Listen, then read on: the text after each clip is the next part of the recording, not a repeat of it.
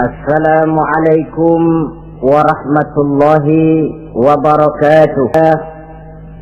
Wassalatu wassalamu ala sayyidina Rasulillah, sayyidina wa maulana Muhammad ibn Abdullah wa ala alihi wa sahbihi wa mawalah. Amma ba'du, subhanaka la ilma lana illa ma 'allamtana innaka antal alimul hakim. La haula wa la quwwata illa billahil aliyyil azim. Saudara-saudara kaum muslimin rahimakumullah,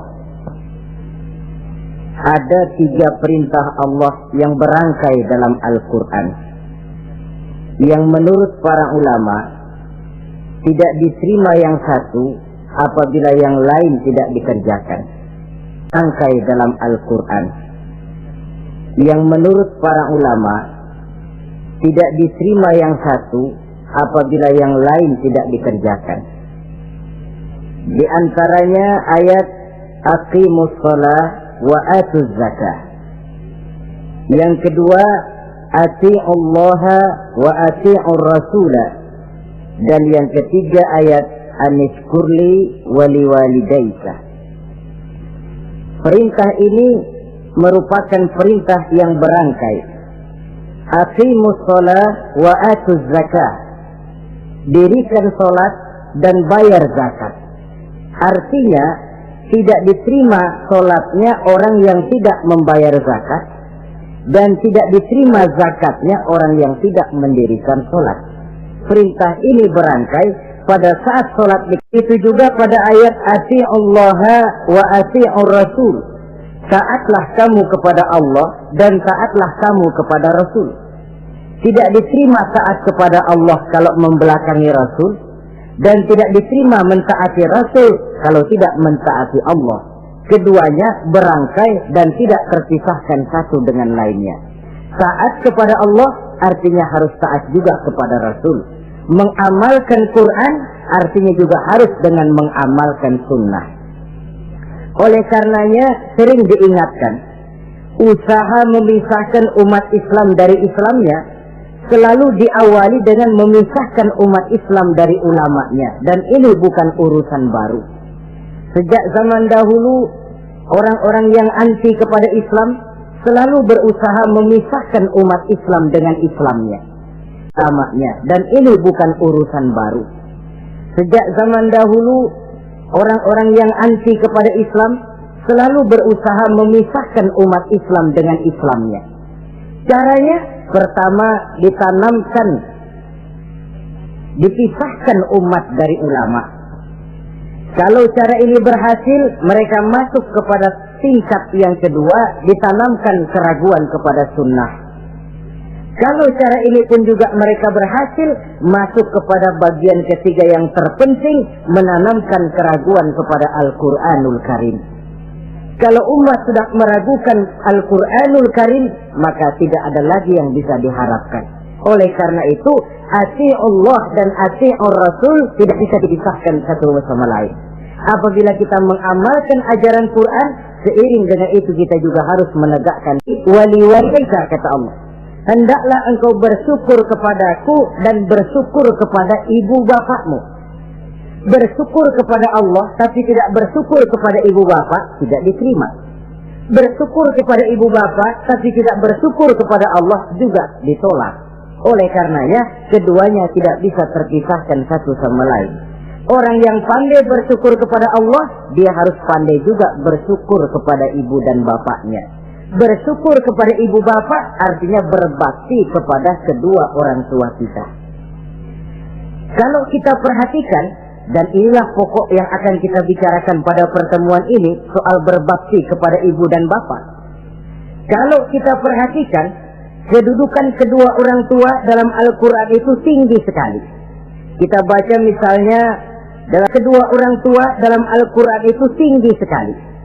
Kita baca misalnya dalam surah Al-Isra ayat 23. Di sana menjelaskan wa qada rabbuka alla ta'budu illa iyyahu wa bil walidaini ihsana.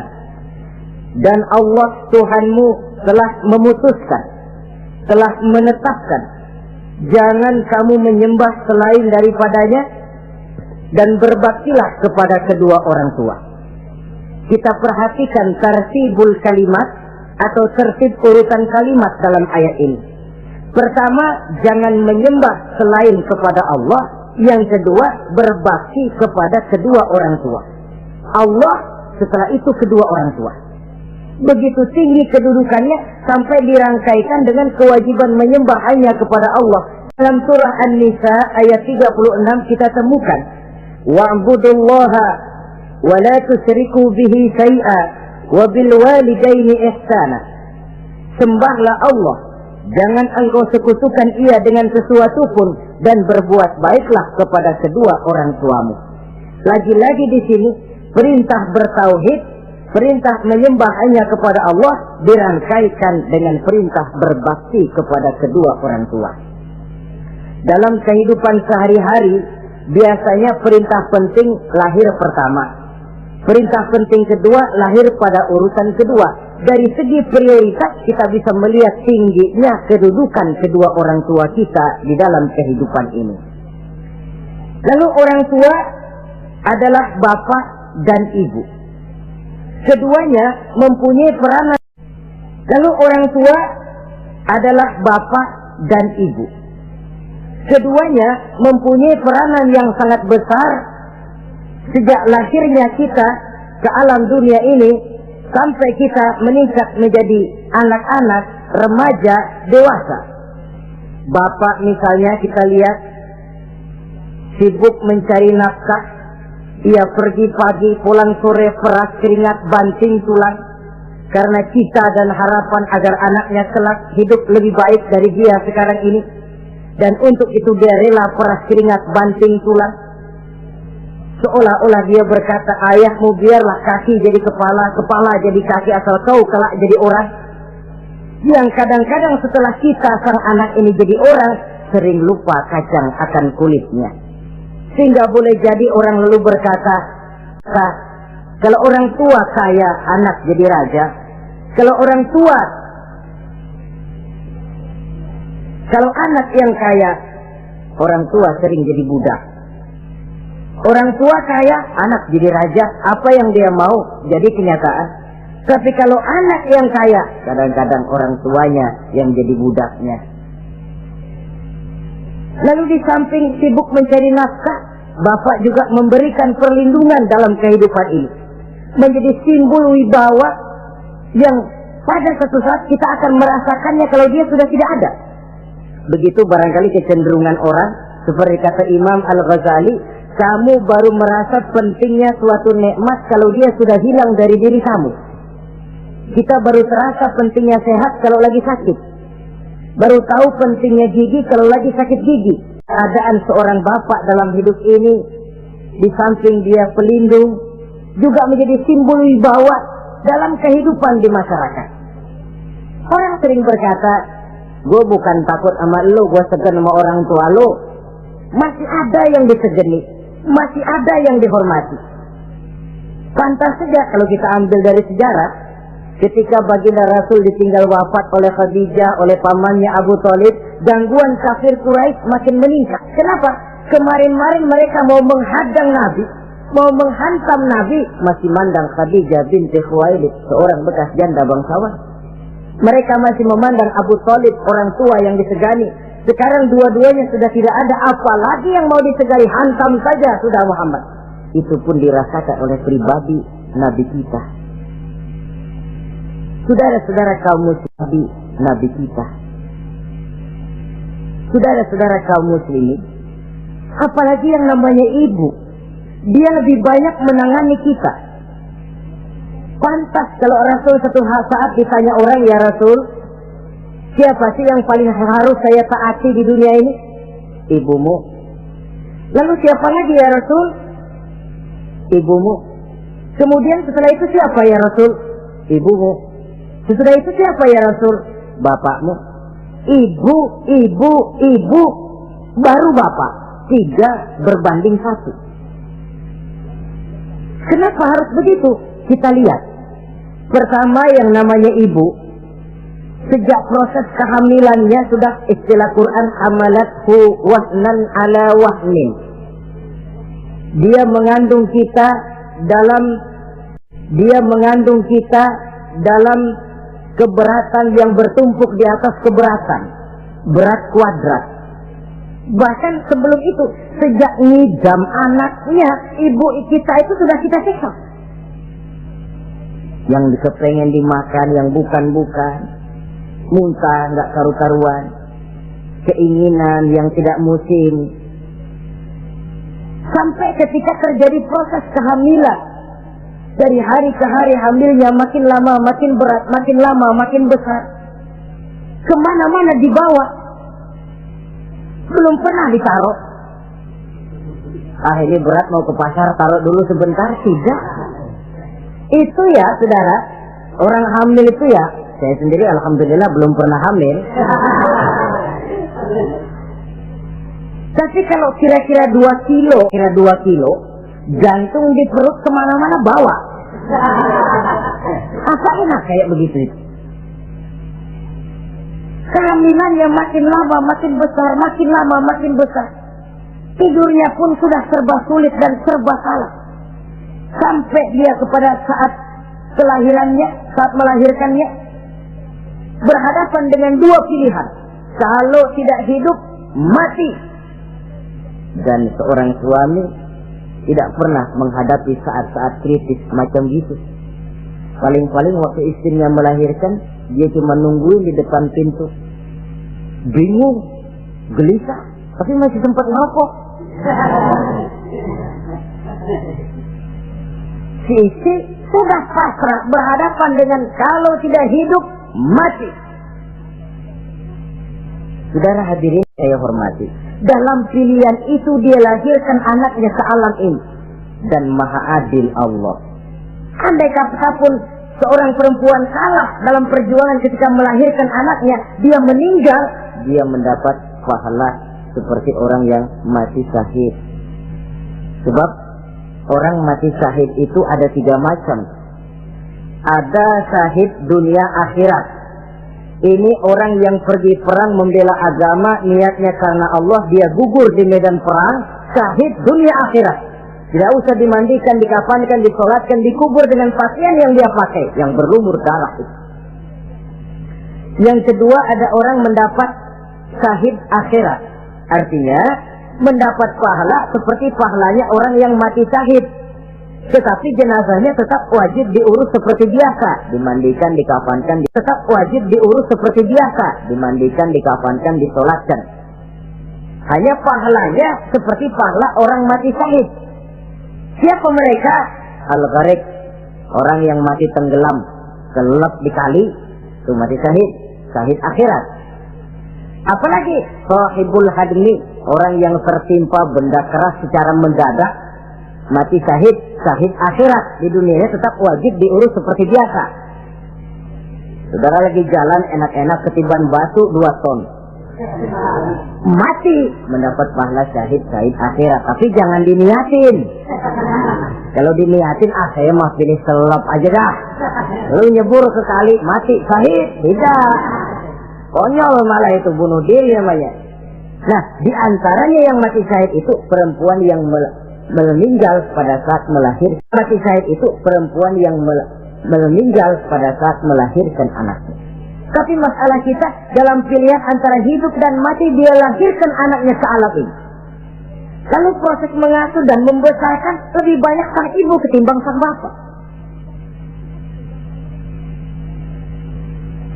Tengah malam, bapaknya sudah asik tidur lelap, si ibu masih saja berkutat dengan anak bayinya, dibungkusnya pakaian, si anak pun pipis, digantinya itu, setelah itu dijaganya juga dari gigitan nyamuk.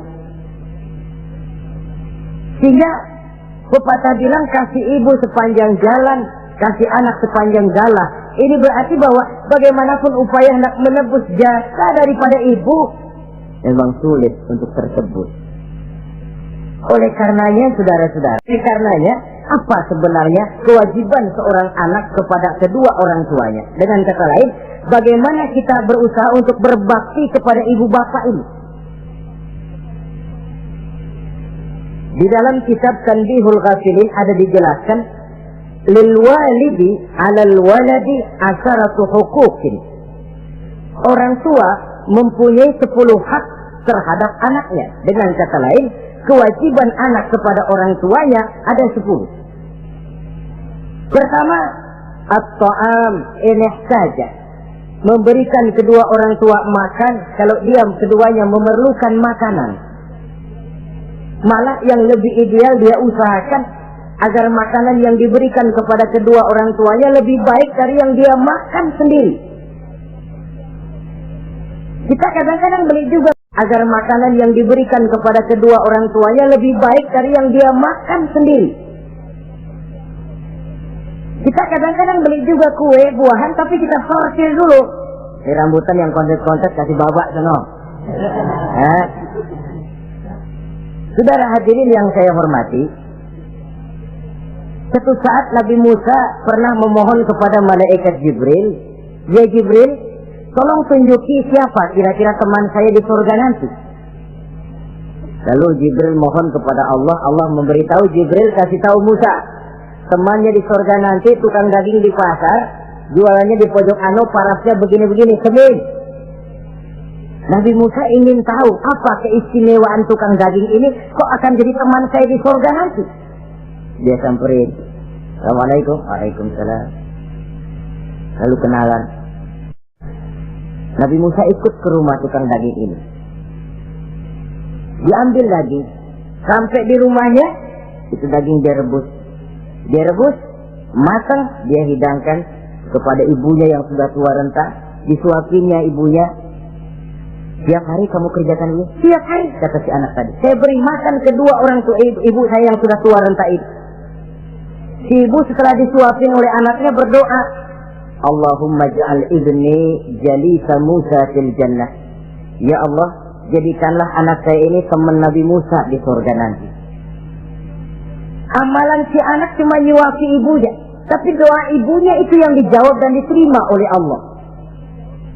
Si ibu berdoa, "Ya Allah, anak saya ini jadikan teman Nabi Musa di surga nanti." Allah kabulkan doa ibu yang tiap hari disuapi diberikan makan oleh anak. Jadi taruhlah kita sebagai anak ini, ibadah kita barangkali menyebabkan doa kita belum begitu diterima oleh Allah. Permohonan kita barangkali masih nyangkut di langit. Tapi kalau kita bisa menyenangkan hati ibu bapak kita yang mendoakan kita, insya Allah makbul.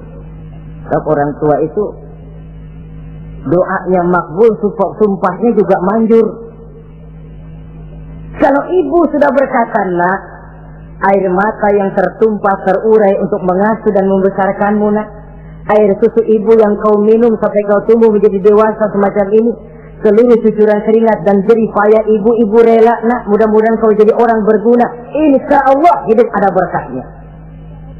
Tapi kalau hati orang tua sudah masgul, apalagi sampai keluar sumpahnya, banyak legenda-legenda, entah itu yang namanya si maling kundang, anak durhaka, entah itu riwayat-riwayat lain yang menjelaskan bahwa tidak ada keberkahan yang bisa tegak tanpa doa dari ibu dan bapak.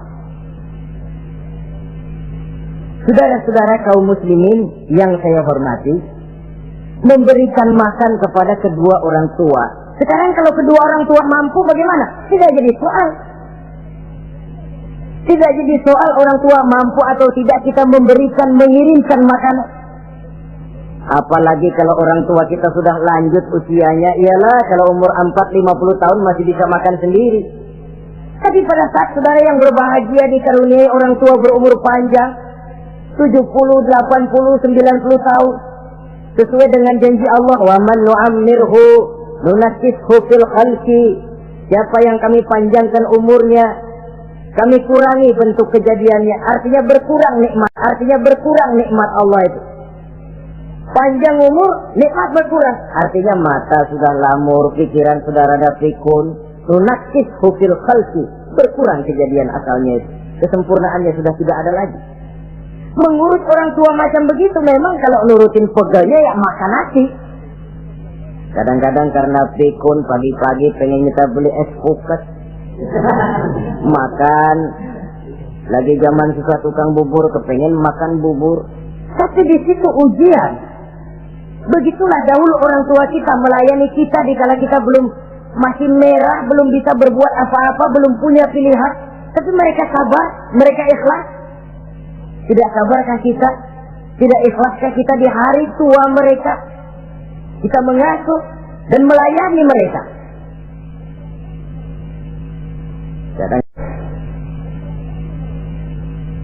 Kadang-kadang karena rewel, anak kelepasan omong. Udah tua, rewel aja. Hancur hatinya.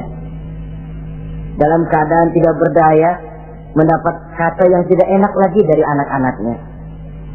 Saudara hadirin yang saya hormati, jadi soal orang tua mampu atau tidak memberi makan, itu bukan soal, tapi kewajiban anak memberikan makan kepada kedua orang tuanya. Ini kewajiban yang pertama. Kewajiban yang kedua, al-khidmatu ilah saja. Al-khidmah artinya berbakti kepada ibu dan bapak. Satu hari ketika kumpul dengan para sahabat, Nabi pernah berpesan kepada Sayyidina Umar bin Khattab radhiyallahu anhu, Umar Uwais al-Qarni, dan kau minta didoakan olehnya. Sayyidina Umar heran. Ini yang menyuruh Rasul. Padahal Rasul doanya mustajab. Dan lagian masih banyak orang-orang tua. Kenapa kalau datang ke Madinah suruh cari anak muda namanya Uwais Qarni dan minta didoakan olehnya? Apa keistimewaan Uwais al-Qarni ini? Jadi ini pun juga alasan kata Nabi, aksiru minan nas bidu'ail khair fa innaka la tadri min ayyi fahin yuqbal. Banyak-banyaklah kamu minta doa kebaikan dari orang lain, sebab kamu tidak tahu dari mulut yang mana doa diterima Allah. Menurut kita barangkali orangnya kere, nggak ada potongan, tapi kalau doanya diterima Allah, siapa yang sanggup menghalangi? Ada orang bilang, menurut kita barangkali orangnya kere, nggak ada potongan, tapi kalau doanya diterima Allah, siapa yang sanggup menghalangi? Ada orang bilang, enakan doa sendiri langsung mantap, tidak jelek. Tapi minta didoakan orang lain pun tidak salah. Saudara-saudara yang saya hormati, kadang-kadang tukang minta-minta pengemis datang ke rumah. Kita kasih 100 rupiah, lalu keluar doanya kan, mudah-mudahan rezekinya bapak lancar dan segala macam. Ada orang yang nggak sabar, dia bilang, alah kenapa saya kamu doain dirimu sendiri aja dah, supaya besok jangan jadi pengemis lagi. Secara logika mungkin, secara logika. Tapi agama bukan cuma logika. Siapa tahu dan siapa yang bisa menghalangi kalau doa dari mulut tukang pengemis itu yang diterima Allah? Tidak seorang pun yang tahu. Al-Qarni ketika beliau ke Madinah diselidiki, apa keistimewaan si Uwais ini? Masih muda, tapi saya oleh Nabi disuruh temui dan minta didoakan olehnya. Nah jadi dalam pandangan Allah itu ya enggak ngurus tuanya. Yang afdal itu yang tua dan banyak ibadahnya, dekat dengan Allah. Tapi kalau tuanya cuma kejemur, ya mending yang muda dan banyak ibadahnya. Uwais al-Qarni ini contoh. Apa ibadah Uwais al-Qarni? Ternyata dia seorang anak yang sangat berbakti kepada ibunya. Ayahnya sudah meninggal. Dia pernah menggendong ibunya dari Madinah ke Mekah cuma untuk bikin haji dan untuk bertemu dengan Rasul. Sayang, tidak sempat bertemu dengan Rasul. Menggendong ibu dari Madinah ke Mekah itu kira-kira 465 kilo ya. Jakarta Semarang. Digendong ibunya. Kita kadang-kadang ibu kita ini sudah sakit payah, mau ke dokter saja masih manggil orang, tolongin mak gua no. Masih minta tolongin. Berat kita. Uwais al-Qarni menggendong ibunya cuma untuk menunaikan ibadah haji dan bertemu dengan Rasul. Rupanya karomahnya itu muncul karena dia merupakan anak yang sangat bakti kepada ibunya. Jadi Allah memberikan karomah itu ya, ada yang karena orang rajin tahajud, ada yang karena tangannya pemurah, dermawan, ada yang karena sangat berbakti kepada kedua orang tuanya, ada yang karena rajin baca Quran, ada yang karena sangat berbakti kepada kedua orang tuanya, ada yang karena rajin baca Quran, ada yang karena rajin melaksanakan puasa sunnah. Timbul karomahnya, keistimewaan yang diberikan Allah kepadanya. Jadi bakti kepada ibu dan bapak mendatangkan karomah, keistimewaan yang diberikan Allah kepada kita. Kayak Uwais Al-Qarni, kalau dilihat dari segi ibadah, dia masih muda, tentu lebih banyak ibadahnya macam Umar bin Khattab. Tapi karena baktinya kepada ibunya, sampai Nabi pesan Sayyidina Umar, kalau kau sempat ke Madinah, cari anak muda bernama Uwais Al-Qarni, minta didoakan olehnya. Artinya doanya dikabul oleh Allah Subhanahu wa ta'ala. Saudara-saudara kaum muslimin yang berbahagia, kewajiban yang ketiga, al-ijabatu in da'a, menjawab, memenuhi panggilan orang tua apabila keduanya memanggilmu. Menjawab panggilan kedua orang tua. Dan cara menjawab ini pun Al-Quran memberikan tuntunan etiknya. Wala taqul lahuma uffin, jangan kepada kedua orang tuamu ngomong uff, uff, hus, oi. Itu dianggap kurang etis. Saudara hadirin yang saya muliakan, menjawab panggilan orang tua merupakan kewajiban. Ikuti satu riwayat bahwa ada seorang anak muda yang soleh, tekun melaksanakan ibadah, namanya Jurayj. Satu hari Jurayj ini sedang sholat sunnah. Ketika dia sedang sholat itu, ibunya manggil, Jurayj, kan? Jurayj, sini sebentar. Ibunya rupanya tidak tahu kalau Jurayj sedang sholat. Mendengar panggilan ibunya, Jurayj bimbang dalam hati. Allahumma ummi am sholati. Ya Allah, sembahyang saya terusin atau panggilan ibu yang saya jawab? Saya sholat sunnah, tapi menjawab panggilan ibu wajib. Mana ini? Bimbang. Dia, ibunya manggil lagi panggilan ibu yang saya jawab. Saya sholat sunnah, tapi menjawab panggilan ibu wajib. Mana ini? Bimbang. Dia, ibunya manggil lagi, Jurayj ta'ali, Jurayj sini. Makin bimbang. Allahumma ummi am sholati. Ya Allah, yang mana? Sholat terus atau menjawab panggilan ibu? Rupanya dia pilih sholat terus, saudara-saudara. Dia tidak jawab panggilan ibunya.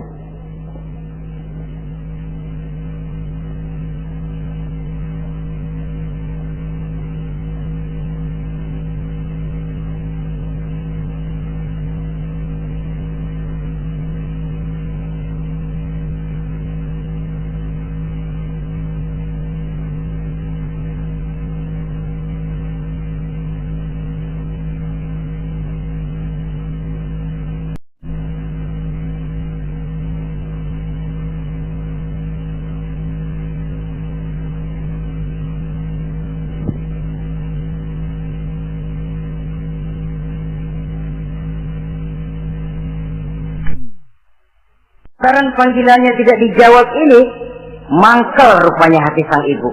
Ya Allah, Jurayj ini, saya lahirkan dia antara pilihan hidup dan mati. Saya asuh dan saya besarkan dia. Cuma saya panggil tidak mau menjawab, sakit hati saya. Keluar katanya, ya Allah, jangan mati Jurayj sebelum dia bertemu orang jahat. Nah, berlalulah riwayat ini. Hari berganti hari, bertukar minggu pergi datanglah bulan. Kesolehan anak muda yang bernama Jurayj ini terkenal. Pergi datanglah bulan. Kesolehan anak muda yang bernama Jurayj ini terkenal ke seluruh kampung. Dan biasa, kalau ada orang yang soleh, apalagi dia masih muda, yang usil banyak. Dan yang usil ini selalu berusaha mencari jalan bagaimana menghancurkan Jurayj ini. Saudara hadirin yang saya hormati, akhirnya mereka begini aja. Jurayj kan masih muda, kita goda pakai harta. Tidak mungkin. Jurayj itu bukan orang yang mata duitan, dia tidak akan luluh oleh harta. Kita tawarkan kedudukan, juga tidak bisa. Begini saja, dia kan masih muda tuh. Iya. Umpanin perempuan aja dah. Kirim cewek yang agak kece.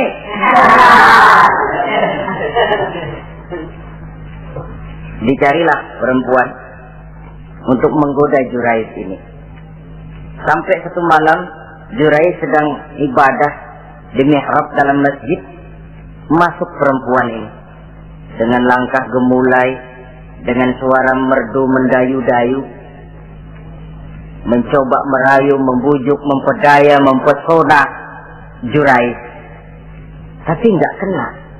Sejak dari berpakaian lengkap si perempuan ini, sampai bahasa Arabnya Oryanun Solik, tanpa kehelai benang pun lagi lekat di badannya.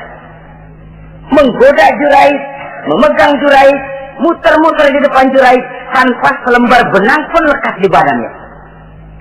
Tanpa selembar benang pun lekat di badannya. Jurayj mantap. Si perempuan karena sudah kadang merasa dibayar lalu nggak berhasil kan malu. Akhirnya dia keluar dari masjid, dia pergi ke sebuah kampung.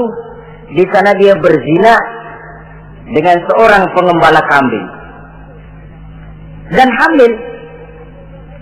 Ketika hamilnya besar, si perempuan ini kemana-mana pidato. Saudara-saudara, kenal nggak Jurayj? Kenal. Yang katanya rajin benar ibadah tuh, yang mainannya di masjid melulu, yang mainannya tasbih melulu. Nih perut saya nih, dia urusannya tuh. Jurayj, apa betul?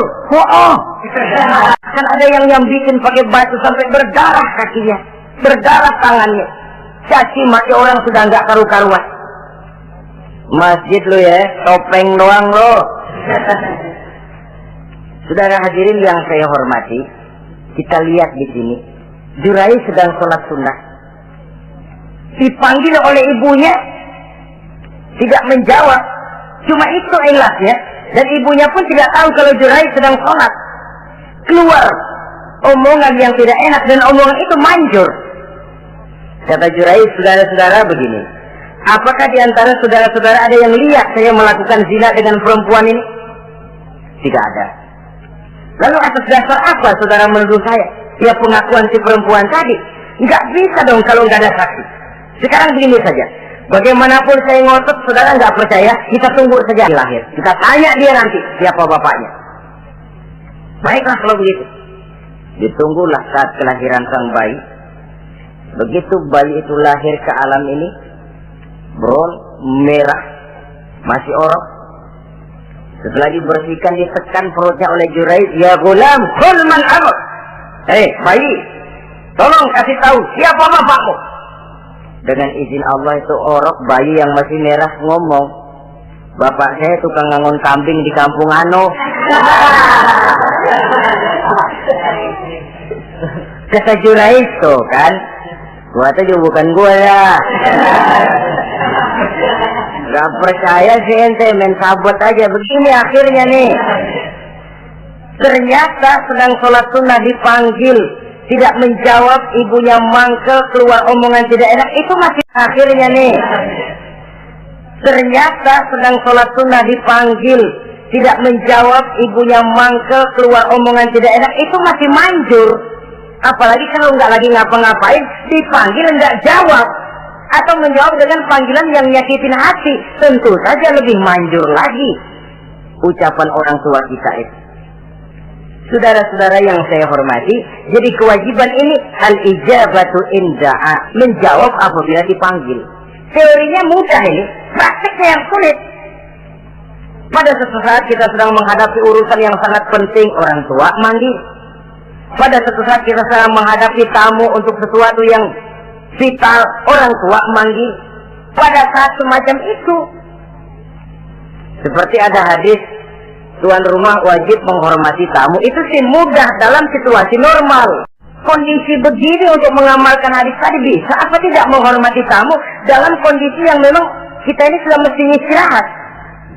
Mestinya kan hati kita, kamu nggak tahu diri banget, gue mau tidur, datang. Kalau kondisinya normal, menghormati tamu bukan sesuatu yang sulit. Begitu juga menjawab panggilan orang tua ini. Kalau kondisinya normal, mudah. Tapi dalam kondisi di mana kita berhadapan dengan pilihan ini atau ini, di situ akan kelihatan bakti anak kepada kedua orang tuanya. Yang keempat, kewajiban anak al-ita'atu in amara ghairi maksiyatin. Taat kepada ibu bapak sepanjang perintahnya tidak untuk maksiat kepada Allah. Kalau sudah perintahnya untuk maksiat, Allah. Kalau sudah perintahnya untuk maksiat, gugur kewajiban untuk taat. Umpamanya ada orang tua ngajak anaknya, "Nak, Om, warung pojok yuk." "Ngapain, Pak?" "Kita teler." Umpama anak tidak wajib taat. Atau ada orang tua musyawarah sama anaknya, "Nah, gimana kalau kita pindah agama saja?" Tidak wajib taat. Sepanjang perintah itu tidak untuk melakukan maksiat kepada Allah, anak wajib taat. Dan jangan lupa, kewajiban taat kepada kedua orang tua di bawah kewajiban taat kepada Allah dan Rasulnya. Allah dan Rasulnya, setelah itu ibu bapak.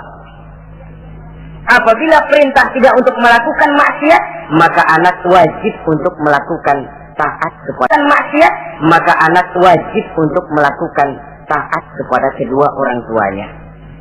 Ini kewajiban yang keempat. Apatah lagi kalau cuma sekedar diperintah ngaji, diperintah sekolah, diperintah melakukan membantu pekerjaan yang ada di rumah. Itu sudah perintah yang di samping bermanfaat buat keluarga, juga menyangkut hari depan kita sendiri sebagai anak. Kadang-kadang memang kita mengukur dari sudut kepentingan kita tanpa melihat jauh ke depan. Misalnya, ada anak pulang sekolah langsung ambil layangan sama benang berangkat ke lapangan. Orang tua karena melihat jauh ke depan, anak ini lelahnya belum hilang, dipanggil, "Nak, pulang nak, jangan main layangan, sini dulu, makan, sholat, tidur siang nak, nanti bangun tidur barulah main." Si anak mungkin hatinya ngedumel, "Bapak, orang main layangan aja dilarang." Ini kesan yang timbul. Orang main layangan saja kok dilarang. Padahal larangan ini adalah untuk kemanfaatan dan kemaslahatan si anak itu sendiri. Tapi anak tidak mau mengerti. Yang dia tahu, dia dilarang main layangan. Itu cuma karena pandangannya yang tidak jauh menerawang ke depan. Pepatah bilang, sekejam-kejamnya macan tidak ada yang makan anaknya sendiri. Artinya bagaimanapun kondisinya, orang tua itu tidak ada yang akan sampai untuk menyengsarakan anaknya. Saudara-saudara kaum muslimin rahimakumullah. Jadi yang keempat, kewajiban untuk taat sepanjang tidak melakukan maksiat kepada Allah Subhanahu wa taala. Tahu bilin. Apabila bercakap-cakap dengan kedua orang tua, hendaklah dengan tutur kata yang lemah lembut. Wala tanharhuma wala taqul lahumā uffin wa qul lahumā qawlan karīmā. Jangan membentak, jangan uff saja, hus saja, itu sudah tercela dan tidak boleh menurut ajaran agama. Apatah lagi sampai membentak, maaf, apalagi sampai melakukan tindakan kekerasan. Menendang orang tua, na'udzubillah, summa na'udzubillah. Memukul orang tua sendiri, Allah karim. Orang tua yang menyebabkan secara zahir keberadaan dia ke alam ini, sampai hati ditendang, dipukul, dibangsat-bangsati. Tidak ada kedurhakaan yang lebih berat, selain daripada kedurhakaan kepada kedua orang tua sesudah orang menyekutukan Allah. Sehingga pantas kalau Nabi memberikan vonis ridullah fi ridul walidain wa suhtullah fi suhtil walidain. Keredoan Allah di dalam keredoan ibu bapak, dan murka Allah pun berada dalam kemurkaan ibu bapak. Ibu bapak ridho, Allah insya Allah ridho. Ibu bapak murka, Allah murka. Jadi kebahagiaan apa yang bisa kita tegakkan dalam hidup tanpa restu dan doa kedua orang tua kita? Si anak mungkin karena pendidikannya lebih tinggi, pengalamannya lebih luas, pergi ke mancanegara, bisa segala macam bahasa, dididik secara canggih. Tapi apakah itu lalu berarti dia harus memalingkan diri dari kedua orang tuanya? Sama sekali tidak. Namanya keberkahan. Maka sering dijelaskan orang tua adalah keramat hidup. Kita sering ziarah. Ya kadang-kadang kalau yang diziarahi kiai ya lumayan. Kadang-kadang yang diziarahi dukun yang sembahyang aja enggak. Cari mbah ano, cari ambah ano, cari keramat ano, cari keramat ini, cari keramat itu. Dan jangan lupa di beberapa daerah yang namanya kiai itu ya, yang disebut kiai, bukan cuma orang yang ngerti agama. Ya kalau saudara ke keraton Jogja mana segala gerobak namanya kiai. Iya toh, kereta kencana itu degung namanya kiai. Lalu jangan lupa itu misi zending pertama namanya juga Kiai Hadrak itu. Kiai di zending. Kalau di sana itu kiai itu panggilan untuk yang dipertua. Kita ziarah cari keramat Mbah Buyut, Mbah Sapu Jagat, Mbah Brojo, macam-macam Mbah. Tapi kita lupa di rumah kita ada keramat hidup. Siapa itu? Ibu bapak kita. Sebelum jauh-jauhlah berziarah ke tempat-tempat yang lain, di rumahku ada keramat yang hidup. Ibu dan bapak kita sendiri, keramat hidup. Dengan doanya, hidup jadi berkah. Tapi kalau kita sakiti hatinya, hidup ini lalu jadi sempit, jalan bagai tertutup. Maka berbahagialah seorang anak apabila dia sudah sanggup melakukan satu bakti yang bisa menyenangkan hati kedua orang tuanya. Bercakap-cakap, berbicara. Kadang-kadang di sebagian daerah ya sudah jadi kebiasaan manggil orang tuanya pakai elu aja. Bapaknya dianggap CS. Salaman juga main kedet aja. Halo be.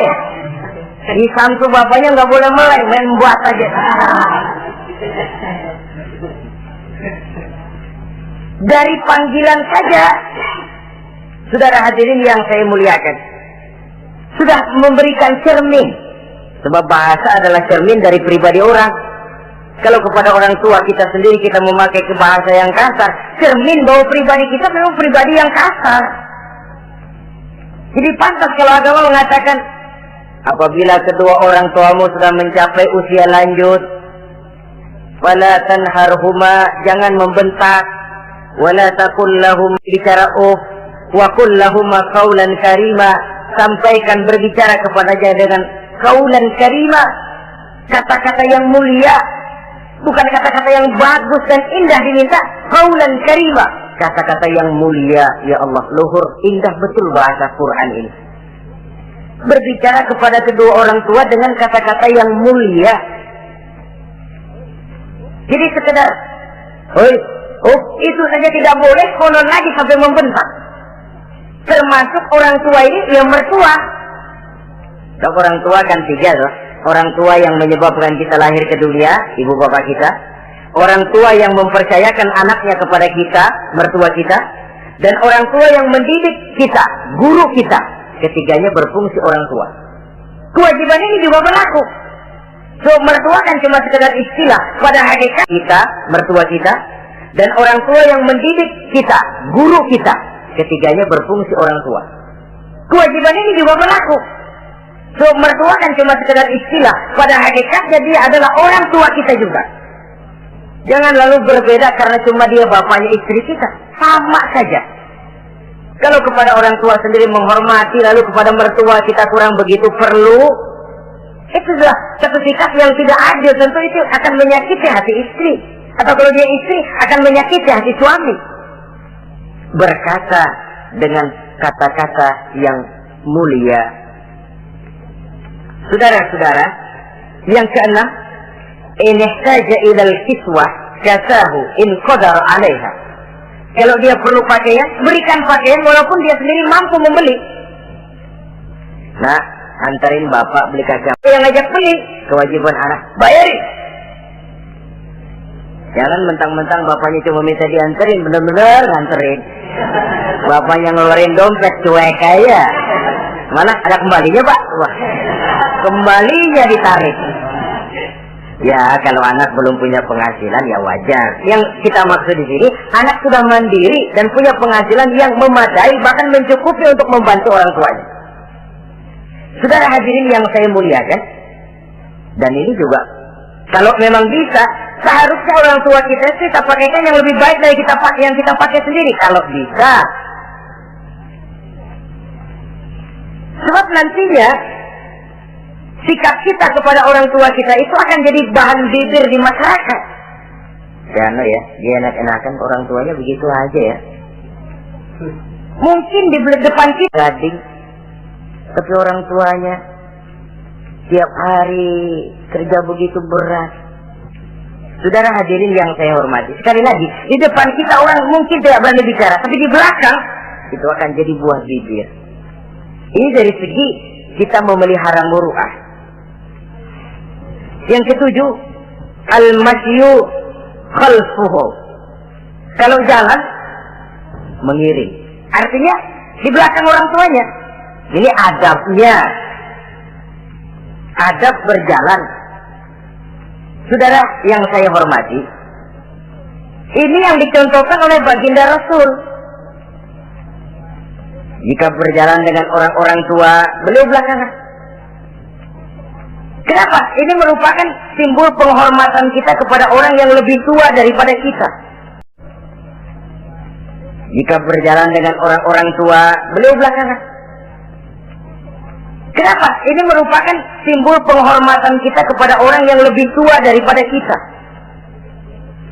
Tidak mentang-mentang karena pendidikan lebih tinggi, merasa dirinya lebih tahu, lebih pengalaman, selonong boy. Orang tua tahu apa sih? Waduh, hebat.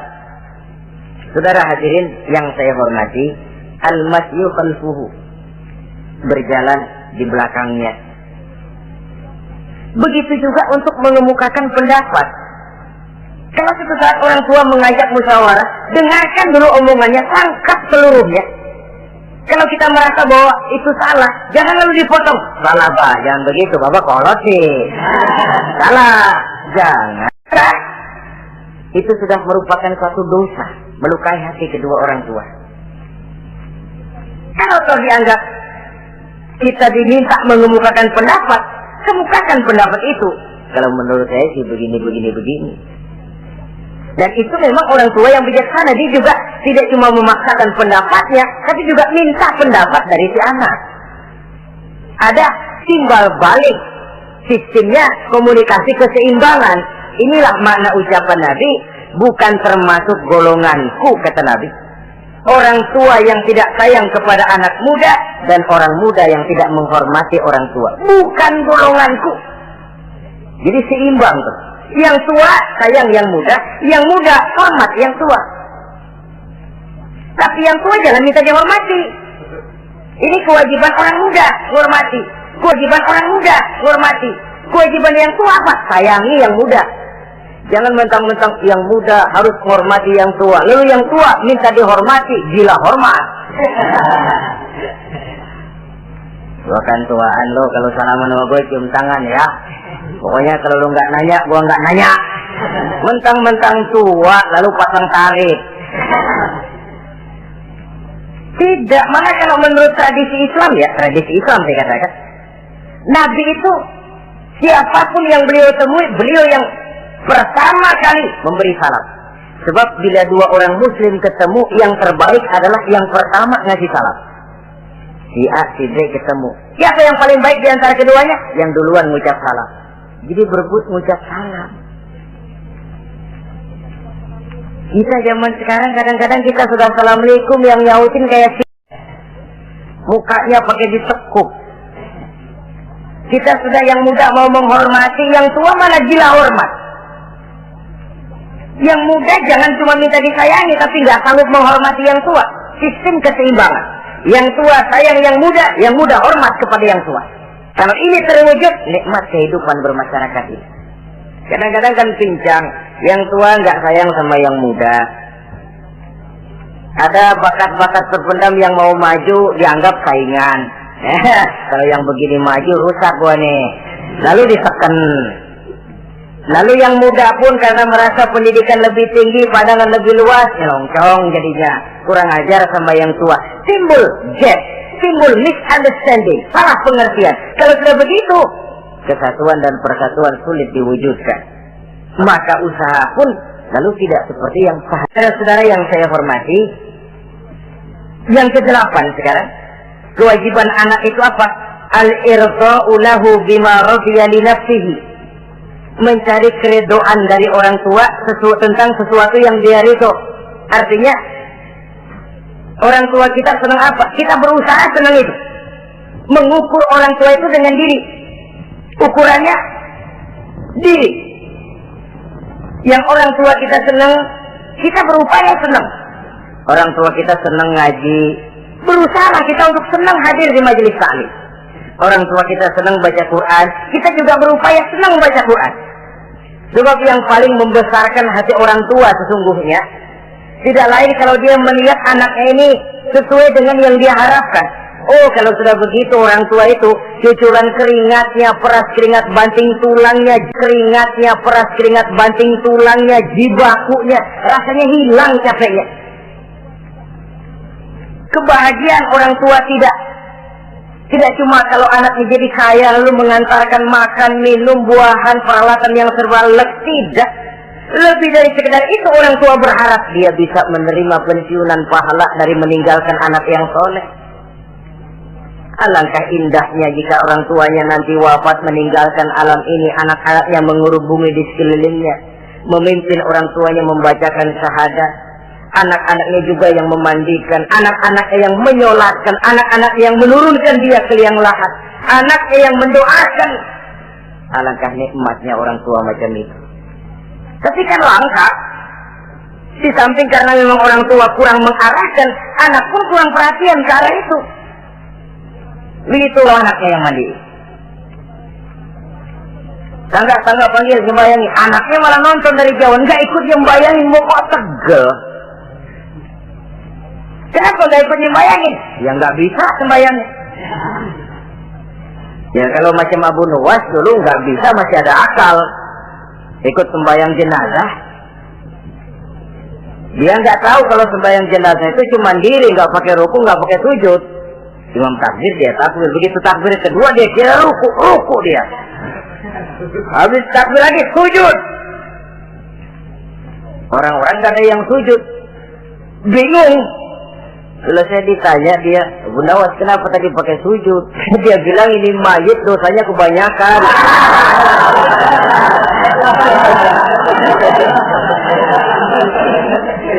Jadi kalau nggak pakai sujud, kenapa tadi pakai sujud? Dia bilang ini mayit dosanya kebanyakan.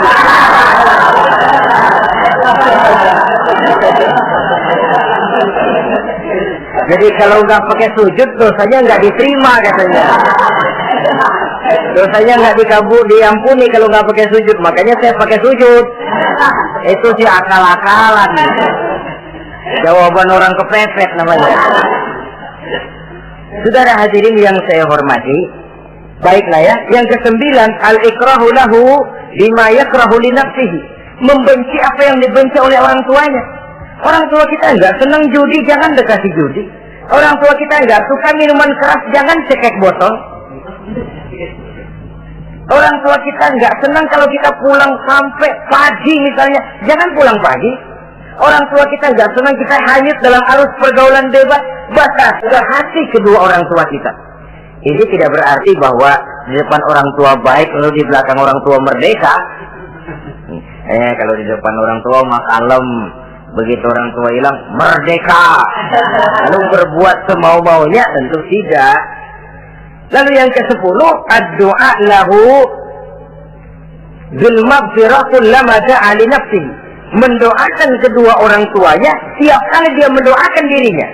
Ya, kewajiban anak tidak lupa tiap kali berdoa untuk dirinya. Orang tuanya disertakan, Rabbighfirli wa li walidayya, ampuni saya dan ampuni dosa ibu bapak saya.